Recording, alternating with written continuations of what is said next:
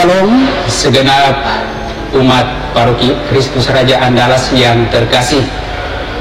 Kita sungguh bersyukur, berterima kasih kepada Allah atas perkenanannya sehingga segala rencana kita, pekerjaan kita membangun gedung gereja paroki yang baru ini boleh selesai dengan baik.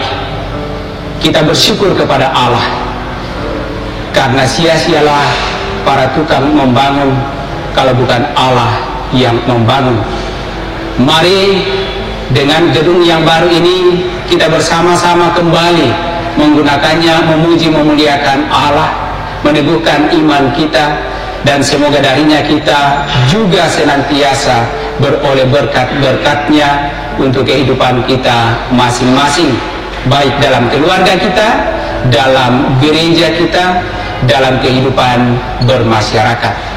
Mari Bapak Ibu Saudara-saudari terkasih, segenap umat Kristus Raja Andalas, kita bersama-sama kembali memuji memuliakan Allah di dalam gedung yang indah ini.